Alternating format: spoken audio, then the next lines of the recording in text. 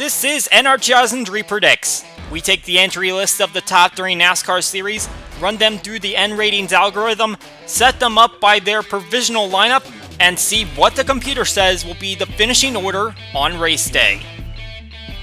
A ceremonious return for the Truck Series to Raceway Park, stone's throw away from the big track at Indianapolis. Zane Smith taking the victory over Stuart Friesen and Ty Majeski. Great finish for Johnny Sauter in a part-time run at 4th, and Tyler Ankrum rounding out the top 5. 7 of the playoff drivers finishing inside the top 10. Matt Crafton just outside. Chris Neck is a little bit further back. And Carson Hocevar with a terrible day. He ended up behind the wall. Will finish 35th, already in a hole in the first race of the playoffs. And in the Xfinity race on the road course, Chase Briscoe had the speed over AJ Allmendinger, Ty Gibbs, Austin Hill, and Noah Gragson. A very good run for Preston Pardis, putting himself there in the top 10. Ross Chastain just outside of it. Some Cup drivers we would expect to do a little bit better. Alex Bowman and Bubba Wallace outside the top 20, and Brandon Jones struggled to work his way up from the back of the field. Now it is time for the Cup event here at Indianapolis Road Course. Tyler Reddick on the pole, Austin Cindric to his outside. The green flag flies, and we're racing for 82 laps here.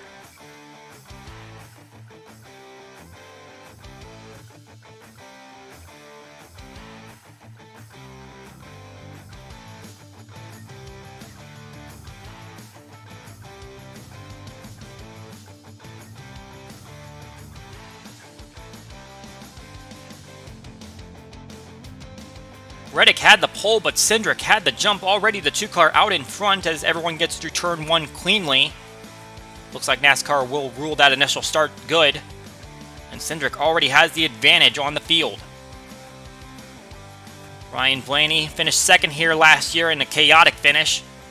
Trying to work his way up. He's currently in the 5th position. Chase Briscoe right in front of him. One of those involved in that chaos at the end and involved Denny Hamlin going around and Briscoe getting a penalty. Ultimately allowed AJ Allmendinger to take the victory. Right now he's outside the top 10. He's trying to work his way up. Got the victory in the Xfinity race yesterday, so he is now 2 straight on the stock cars at this racetrack. Kyle Larson finished inside the top 5 last year, but right now he's trying to work his way up from a little bit further back. He was just behind Allmendinger and getting around Harrison Burton in turn 13. We've got a caution out on the racetrack. Looks like Josh Bilicki might have been laying down some oil. He's gone behind the wall, and he is out of this race. Coming down to turn 1. Cindric trying to work his way through, but it looks like Blaney's going to try to put up a challenge as he goes around turn 2 into turn 3. Blaney on the inside trying to make it work. Cindric should have the better exit here, but it looks like Blaney's going to make it stick. And as they go through the kink, it will be Blaney out in front. So now the 12 car grabs the advantage, going down the long backstretch, and he will take the Stage 1 victory. So on a short shootout, Blaney gets out in front, followed by Cindric, Elliott, Reddick, and Chastain. Mike McDowell will grab a stage point at the back end of the top 10. Now there were a few drivers that stayed out while the rest of them came in. It looks like Cindric, that's Truex up there, Ty Gibbs, and Chase Elliott stayed out on the racetrack, did not pit on that caution. However, we got trouble here on the back end of the race course. Cole Custer getting into Joey Hand, and the 41 will spin around. That will bring out a caution, and now it looks like the pit strategy will work itself out again as now Blaney is out in front. Looks like actually most of the field pitted, but Blaney got himself out in front as Alex Bowman working his way down into the corners. He had the lead, but it looks like he's going to drop back to 3rd place. Another caution flag is flown. Looks like we have some more mechanical issues. Ty Dillon has dropped behind the wall, and Daniil Kvyat, the former F1 driver who's earned a couple podiums, driving for Team Hesburg, unfortunately he will not be able to finish out his Cup debut. Austin Dillon actually went to pit lane during the caution, and also Cole Custer we saw on pit lane as they were coming down to turn 1, and it looks like both of those drivers are also dropping out of the race. Very curious to see all these drivers having mechanical issues. Looks like we had gotten all of those taken care of, but meanwhile Chase Elliott took the lead on the restart. Saw there Denny Hamlin led a lot of laps in last year's event. Unfortunately, did not come away with the win. We all saw how that played out. Chase Elliott will take the stage, followed by Blaney, Larson, Chastain, and Cindric. AJ Allmendinger also making up some ground. He is up there inside the top 10. As they come to the start for Stage 3 down into Turn 1, it is once again Elliott and Blaney side by side. Elliott should have the advantage from where he's positioned, and he will get way out in front of the 12 car. So now the 9 out in front. And we mentioned Denny Hamlin. He was disqualified from the race at Pocono, as was Kyle Busch, which gave the win to third place finisher Chase Elliott, who's now out in front. So not the way he wanted to get the victory, but he got it anyway, and he'll take the benefits for it. Looking at Justin Haley, who finished inside the top 10. That's his only top 10 finish on a road course in the Cup Series in 10 starts, and he had a solid performance here last year. And what's this? Ryan Blaney from third place. He's got mechanical issues. He'll come slow through the final corners of the racetrack. He'll come down the pit lane as we see some cars start to make their final pit stops. They are planning for the end of this race and getting the fuel in the race car. We've got a caution once again. This time, it looks like it is Chase Briscoe. Blaney has also gone behind the wall, as has Loris Hezemans a little bit earlier in the race. And now it is Chase Elliott and Martin Truex Jr. battling for the lead. Should be Elliott once again where he's at. Doesn't look like Truex has a fight there.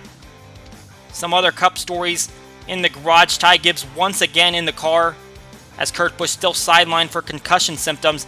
He's still running okay. Obviously, it's not a great run, but it's a solid run for a rookie driver.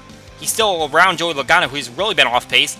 Eric Jones just announced this weekend he's got a multi-year deal to stay at Petty GMS, so he'll continue driving that 43 car. And Michael McDowell, his Front Row Motorsports team got penalized at Pocono for a body modification, 100 driver owner points, and they are appealing that, so he does have his crew chief on hand for today's race, but he's definitely showing a good performance while he has them running in the 6th position. Chase Elliott is running away from the field. He has a monstrous gap over Martin Truex Jr. And trouble here for Tyler Reddick, the pole sitter. He is off pace going down the backstretch. Denny Hamlin and Ty Gibbs will blow right by him. And it looks like the 8 car is done for today with just 2 laps remaining. Really unfortunate, the mechanical gremlins continue to show up here at this racetrack. The white flag flies. Chase Elliott putting up a monstrous performance here in these final laps. Unless he has a mechanical issue or a big off, he's going to have a gap that's insurmountable by Martin Truex Jr. currently in 2nd place. Elliott is on an absolute tear in this part of the season. 3 victories in the past 5 races, all of those finishes top 2. And of course, obviously, it wouldn't have happened if Denny Hamlin and Kyle Busch didn't get disqualified last week, but he'll take it. And that streak is just going to continue as he grabs a victory here today at Indianapolis. Last year, he finished 4th. And today, he's going to finish 3 spots better, coming back onto the oval portion of the racetrack. Chase Elliott is going to win here today at Indianapolis.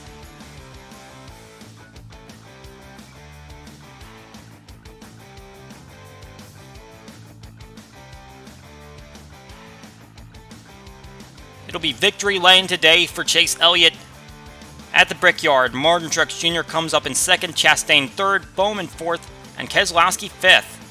Both Chastain and Bowman involved in that Xfinity race yesterday, and it looks like those extra laps benefited them. Michael McDowell with a great 6th place run, and yesterday's winner, AJ Allmendinger, comes home in 10th. Also, William Byron finishing up there in the top 10 after his hauler caught on fire outside the racetrack just before the weekend started.